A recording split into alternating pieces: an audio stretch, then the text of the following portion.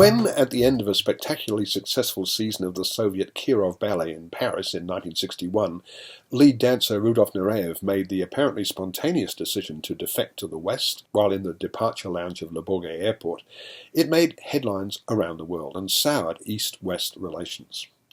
This scene, intricately depicted, forms the climax to The White Crow, Ralph Fiennes' ambitious and largely successful portrait of the dancer and his life up until that momentous act.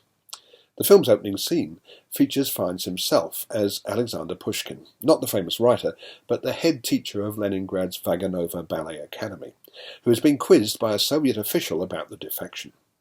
He's gone to the West because there he can dance, the soft-spoken Pushkin tells the outraged interrogator.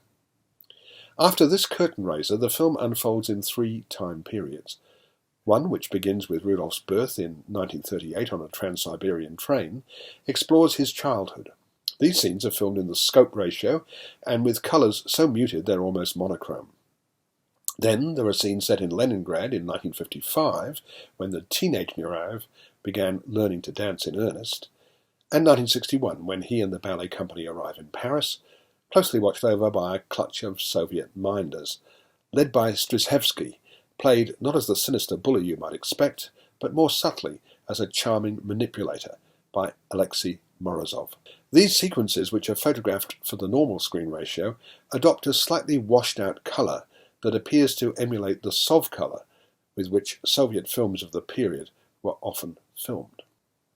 The White Crow, so titled because it was a nickname given to the young Rudy because he was different, makes no bones about its protagonist's dark side.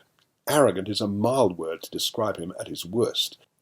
Ukrainian dancer Oleg Ivenko, in his first film, is outstanding as Nureyev.